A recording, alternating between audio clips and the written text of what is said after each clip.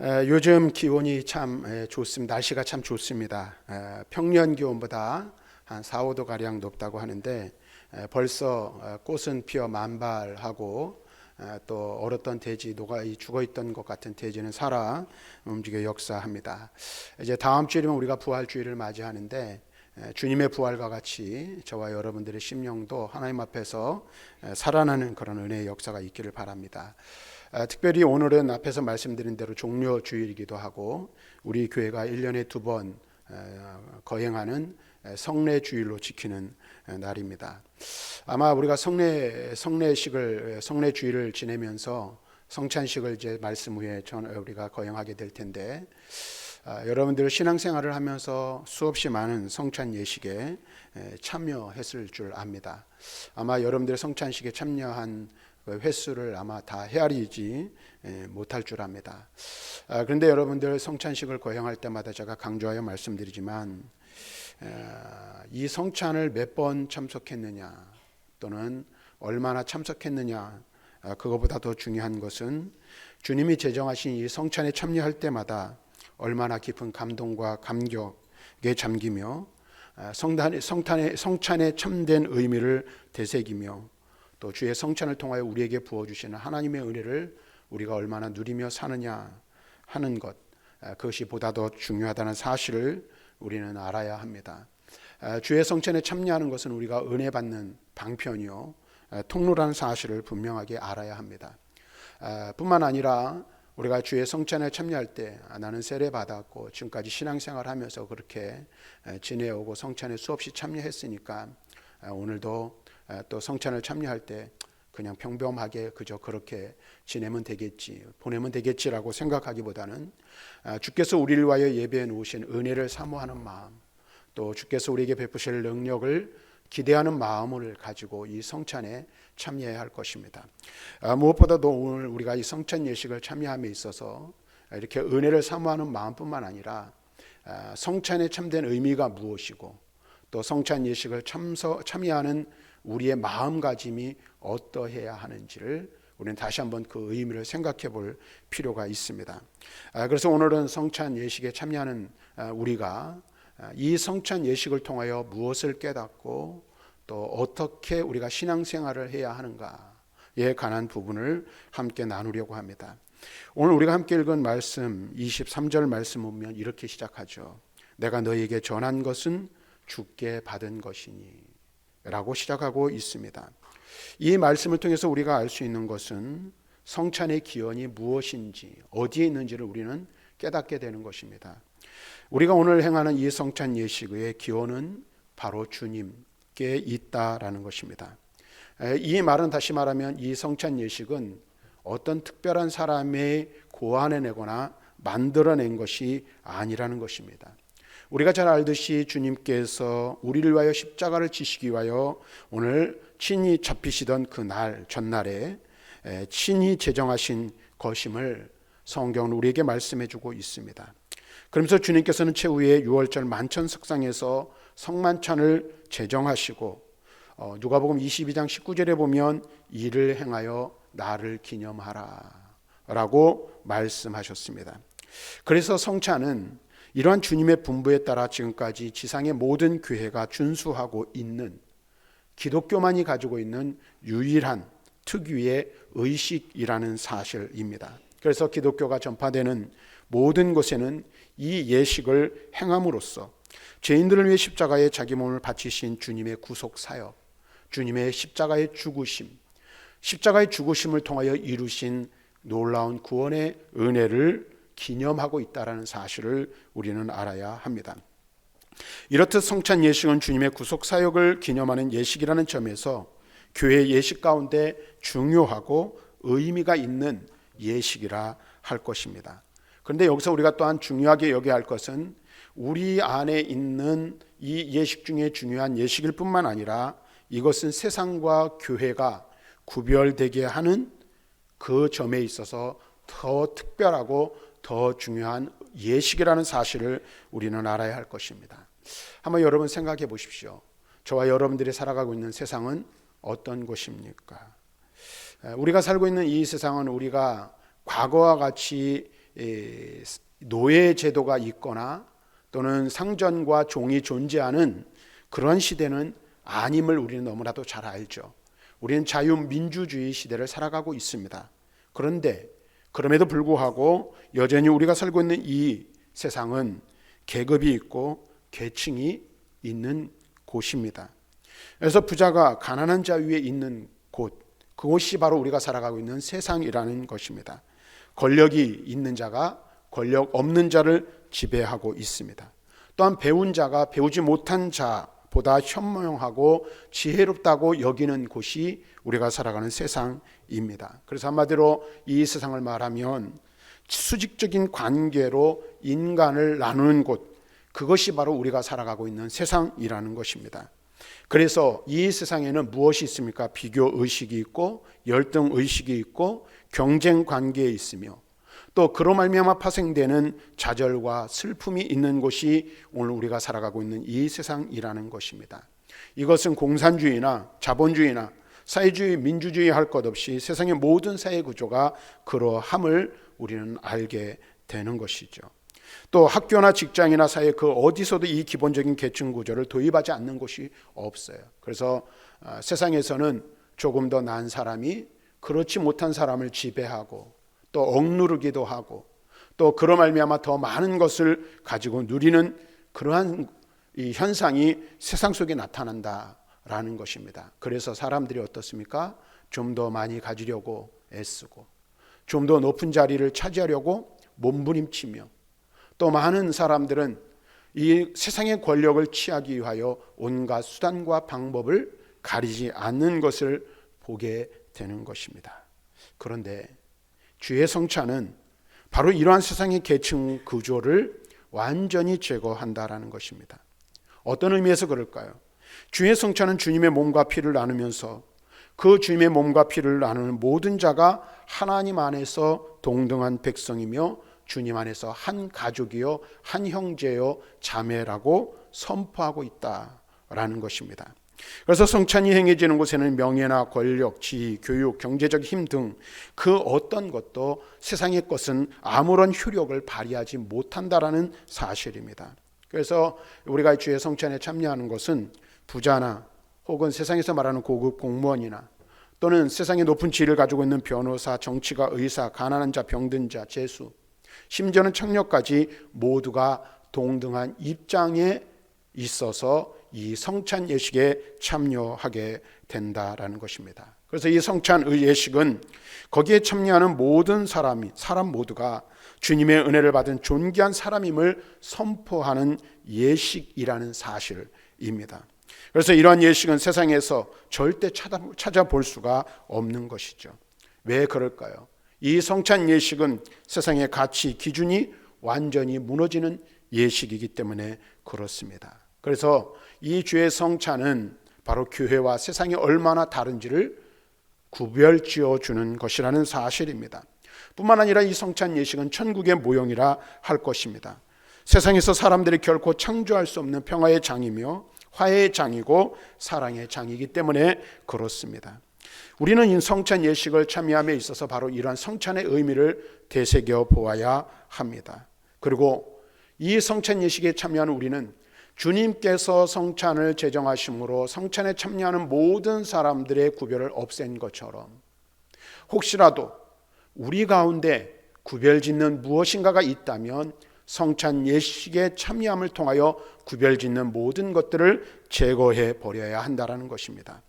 하나님께서 우리를 사랑하셔서 우리에게 은혜를 베푸신 것처럼 주의 사랑을 받은 우리도 이 성찬 예식에 참여함을 통하여 세상의 모든 구별을 없애야 하는 거예요. 그래서 예배당 안에서 교회에서는 무엇이 없어야 돼요? 구별이 없어야 하고 차별이 없어야 하는 것입니다. 가난한 자나 부한 자나 많이 배운 자나 그렇지 못한 사람이나 세상에 혹시 권력이나 힘을 가지고 있는 자나 그렇지 못한 자일지라도 하나님 앞에서는 동등한 하나님의 백성이요 하나님의 자녀란 사실을 우리는 알아야 합니다. 그래서 예수님께서는 요한복음 6장 56절과 57절에 이렇게 말씀하고 있습니다. 같이 한번 읽어보겠습니다. 시작. 내 살을 먹고 내 피를 마시는 자는 이 56절, 내 살을 먹고 내 피를 마시는 자는 내 안에 거하고 나도 그의 안에 거하나니. 57절을 보면 이렇게 말합니다. 살아계신 하나님 아버지께서 나를 보내심에 내가 아버지께로 말미암아 사는 것 같이 나를 먹는 그 사람도 나로 말미암아 살리라. 이렇게 말씀하고 있어요. 다시 말하면 예수님의 성찬에 참여하는 모든 사람들은 예수님 안에 거하는 자들이라고 말씀하고 있어요. 그래서 초대교회 성도들은 이러한 삶을 살았습니다. 사도행전 2장 46절과 47절 말씀을 같이 읽어보겠습니다. 시작.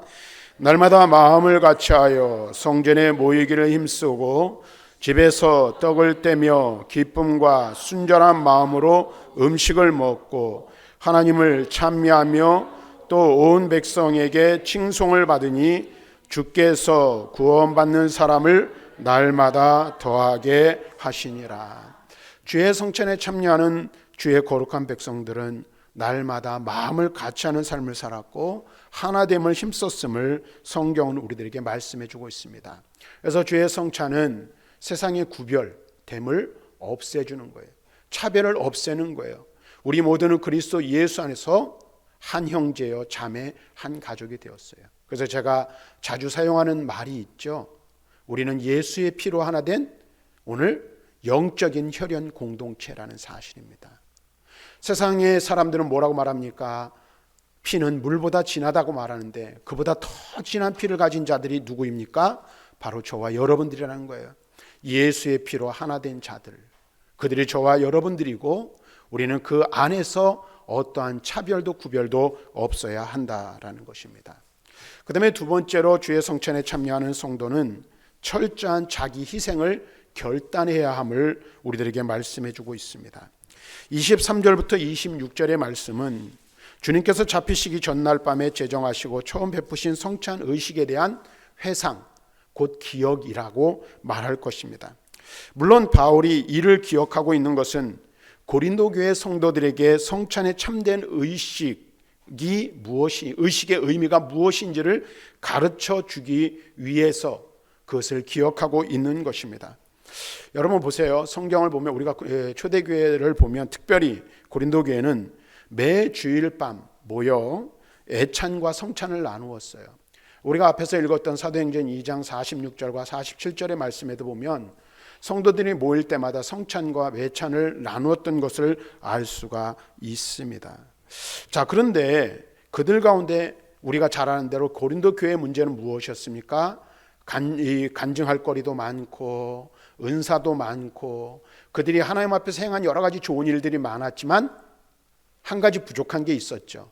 그것이 무엇이었습니까? 사랑이 그들에게 모자랐어요.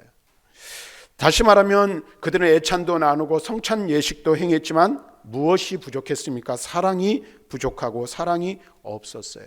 이 말은 다시 말하면 고린도 교회 성도들은 다른 형제를 배려할 줄 알지 못했다라는 것입니다.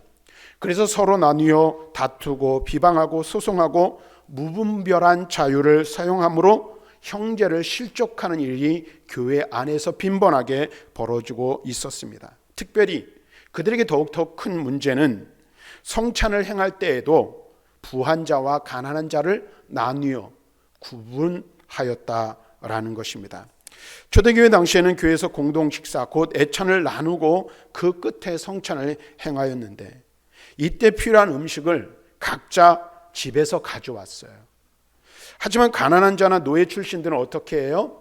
음식을 가지고 올 수가 없었습니다. 그래서 부자가 가져온 음식을 함께 나누었던 것입니다. 그런데 고린도 교회에서는 이러한 모습을 볼 수가 없었습니다. 다시 말하면 고린도 교회의 부자 성도들은 많은 음식을 가져와 가난한 성도들과 나누지 않았고 오직 가져고 온 자기들, 우리 거 우리가 먹는 거니까 뭐 누가 뭐라 그러겠어 하며 많은 음식을 가져와 오직 자기들끼리만 먹고 마셨던 것입니다. 그래서 어떤 문제가 발생합니까? 교회 안에서 부자들은 배부르게 먹고 취하였으며 가난한 자들은 굶주려야 하는 일이 빈번했던 것입니다. 그래서 어떤 현상이 벌어졌냐면 한쪽에서는 술주정의 소리가 들려오는 반면 한쪽에서는 원망의 소리가 끊임없이 들려왔던 것입니다.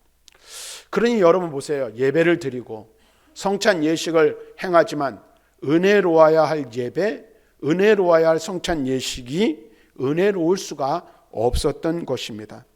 오직 인간의 군상들의 떠드는 소리와 원망의 소리, 다투는 소리만이 들렸던 것입니다. 그래서 이것은 뭐예요? 예배는 드리지만 예배의 은혜가 없고 성찬을 행하지만 성찬으로 말미암은 은혜는 찾아볼 수가 없었던 것입니다.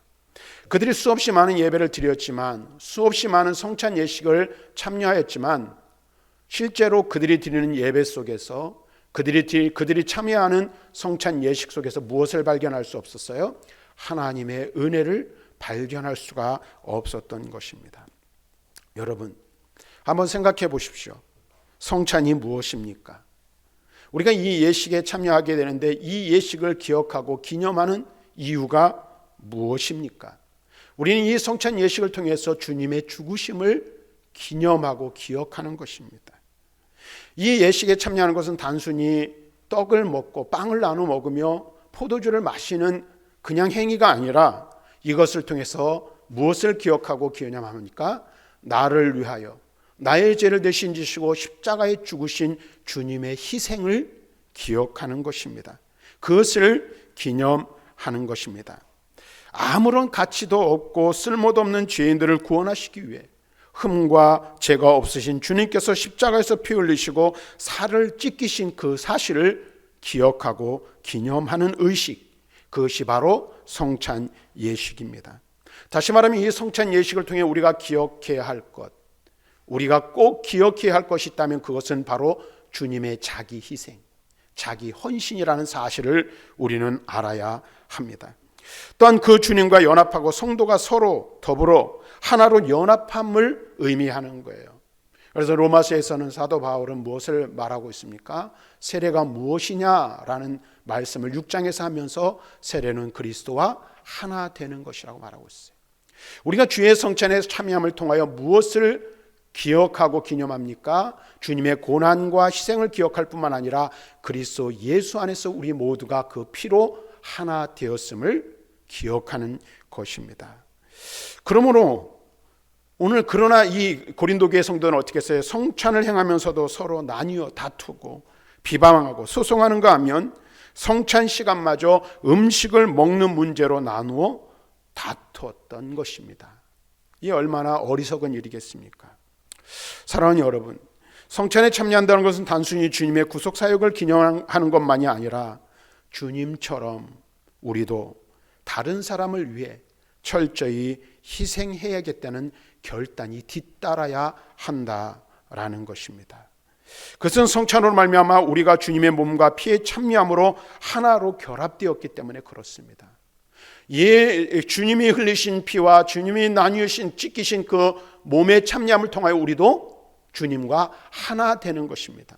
그러므로 주님이 우리를 위하여 헌신하시고 희생했던 것처럼 철저하게 자기 희생과 헌신이 뒤따랐던 것처럼 주의 성찬에 참여하는 우리 또한 그러해야 함을 우리들에게 말씀해 주고 있는 것입니다. 그렇다면 이제 우리는 우리 자신을 돌아볼 수 있어야 합니다. 우리는 매주일 성찬을 드리지는 않습니다. 때를 정하여 1년에 2번 성찬 예식을 행합니다. 그리고 세례를 받은 교인이라면 누구나 이 성찬 예식에 참여할 수가 있습니다. 그런데 1년에 2번 매년 봄과 가을에 성찬 예식을 행하는데 올해도 그냥 늘 하던 것 행하는 것이 아니라 이 성찬 예식에 참여하는 우리는 우리를 위하여 우리 주님께서 헌신하시고 자기 몸을 들여 희생하셨던 것처럼 우리도 주님의 고난에 동참하는 마음으로 주님과 같이 희생과 헌신을 결단해야 한다는 것입니다. 오늘 저와 여러분들은 어떻습니까? 나를 위하여 십자가에 죽으신 예수 그리스도를 믿는 그 믿음을 가지고 살아간다는 우리가 주님과 같이 주님처럼 다른 형제와 자매를 위해 우리의 이웃을 위해 헌신하고 있습니까? 희생을 결단하고 있습니까? 오늘 우리는 주님의 성찬의 참여함을 통하여 다시 한번 우리 자신을 돌아보아야 할 것입니다. 고린도 교회가 들은 책망은 우리를 향한 것이라는 사실을 우리는 또한 기억해야 합니다. 우리는 이제 주님의 성찬을 더럽히는 데 대해 회개해야 합니다. 그리고 성찬의 진정한 의미를 다시 한번 생각하며 다른 사람을 위해 자기를 철저히 희생하는 결단을 실행해야 합니다. 주님의 고난에 동참해야 하는 것이죠. 우리 주님께서는 이렇게 말씀하십니다. 마태복음 16장 25절 말씀 한번 봅시다. 같이 읽습니다. 시작. 누구든지 제 목숨을 구원하고자 하면 잃을 것이요 누구든지 나를 위하여 제 목숨을 잃으면 찾으리라. 주님께서는 자신을 들여 헌신하시고 희생하셨을 뿐 아니라 우리에게도 그와 같은 삶을 요구하시는 거예요. 그러면서 뭐라고 말해요? 잃으면 얻을 것이다, 찾을 것이다 라고 말씀하고 있습니다. 또한 고린도전서 10장 24절에 바울은 이렇게 말합니다. 같이 읽습니다. 시작. 누구든지 자기의 유익을 구하지 말고 남의 유익을 구하라. 우리는 철저하게 어떤 삶을 살아야 돼요? 주님이 그러하셨던 것처럼 이타적인 삶, 다른 사람을 위한 헌신의 삶을 살아야 할 것을 말씀해 주고 있고요. 빌립보서 2장 4절엔 또 이렇게 말합니다. 같이 읽습니다. 시작. 각각 자기 일을 돌볼 뿐더러 또한 각각 다른 사람들의 일을 돌보아 나의 기쁨을 충만하게 하라. 무엇을 말씀하고 있어요? 다른 사람을 위하는 삶을 사는 것이 곧 주님의 기쁨이라고 말씀하고 있어요. 주의 성찬을 참여하는 우리들은 두 가지를 기억해야 하는 것입니다. 이것은 무엇입니까? 주님이 제정하신 것입니다. 그래서 세상과 교회를, 세상과 나를 구별하는 것이라는 사실이에요. 주의 성찬에 참여함을 통하여 우리는 세상과 다른 삶을 사는 자들이라는 사실을 기억해야 하고, 또 하나는 이 성찬을 참여함을 통하여 주님께서 나를 위하여, 우리를 위하여 자신을 들여 헌신하고 희생을 결단하셔서 십자가에 죽으신 것처럼 우리도 주님을 위하여, 우리의 이웃과 형제를 위하여 자기 희생, 자기 헌신을 하는 삶을 살아야 한다는 사실을 기억하시길 바랍니다. 그래서 주의 성찬에 참여할 때 이와 같은 사실을 기억하고 이 성찬이 하나님이 베푸시는 놀라운 은혜의 시간이 될 수 있기를 주님의 이름으로 간절히 축원합니다.